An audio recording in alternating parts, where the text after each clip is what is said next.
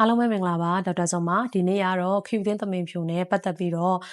တက်တူးထိုးခြင်းဆိုင်ရာလေးတွေကိုကျမတချို့တော့အရေးကြီးတဲ့ facts လေးတွေမျှဝေပေးခြင်းပါတယ်ကျမတို့အမေးများတာတော့ပေါ့နော်ဒီအဖြူဖြစ်နေတဲ့နေရာတွေကိုတက်တူးနဲ့ဖုံးလိုက်လို့ရလားဒါမှမဟုတ်အခုကာလမှာခက်စားနေတဲ့အသားရောင်အောက်ထဲကိုအယောင်ထိုးသွင်းခြင်းတွေလုပ်လို့ရလားလို့မေးလေးရှိပါတယ်ကျမရဲ့ဆရာဝန်တယောက်အနေနဲ့အကြံပြုချက်အရဆိုရင်တော့တက်တူးထိုးခြင်းကိုအားမပေးပါဘူးအယောင်ဖြစ်တဲ့အမဲရောင်အနီရောင်အဝါရောင်အစိမ်းရောင်ခရမ်းရောင်ကာလာဆုံးရောင်စုံတွေထိုးခြင်းရလေတက်တူးပေါ်မှာခဏတာဖုံးအုပ်သွားခြင်းသာဖြစ်ပြီးတော့အဖြူကအဲ့တက်တူးပုံကိုကြော်လွန်ပြီးတော့ပွားလာရင်လေဒါတက်တူးနဲ့ဖုံးတယ်ဆိုတာကအလဟတ်သက်ဖြစ်စေတယ်ပေါ့နော်နောက်တစ်ချက်ကအသားရောင်အောက်ထဲကိုကိုယ့်အသားအယောင်နဲ့ညီတဲ့အယောင်မျိုးကိုထိုးသွင်းခြင်းအဖြစ်အဖြူဘက်ကိုဖုံးလို့ရလားဆိုရင်မရပါဘူး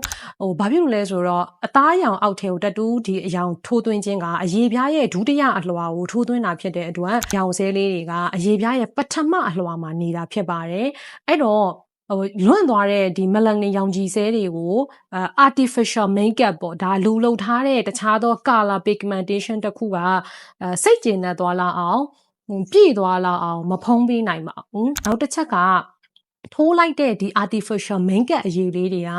ကိုယ့်အသားအရည်နဲ့မတည့်ဘဲနဲ့ allergic reaction မျိုးဖြစ်သွားရင်လည်းအဖြူပိုဆိုးသွားစေနိုင်တယ်ဆိုတဲ့ risk ကိုယူရမှာဖြစ်ပါတယ်ဒီတော့ကိုကအဖြူနဲ့ရှင်တွဲမနေထိုင်နိုင်လို့ကုသမှုယူမယ်ဆိုရင်ဒါကျွမ်းကျင်တဲ့အရေးပြားဆရာဝန်တွေနဲ့တေချာတိုင်ပင်ပြီးတော့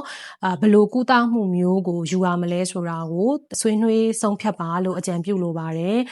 တက်တူးထိုးတာကတော့ဒါကာရကန်ရှင်ရဲ့သဘောဆန္ဒအတိုင်းဒါဖြစ်ပါတယ်ဒါပေမဲ့တက်တူးထိုးခြင်းဟာဒါ90ပေါ့နော်ဘာမှမဖြစ်ရင်တော့ကောင်းပေမဲ့အဆိုးဘက်လေးများရောက်သွားရင်လည်းမိမိဖြစ်ပေါ်လာမဲ့အဆိုးကျိုးကိုခံယူနိုင်ဖို့တော့လိုပါတယ်အဲ့တော့တက်တူးထိုးခြင်းနဲ့ Q10 သမင်ဖြူ knowledge sharing လေးကိုဒီနေ့ short tips video လေးအနေနဲ့တင်ဆက်ပေးလိုက်တာပဲဖြစ်ပါတယ်ရှင်ဒေါက်တာဇုံပါ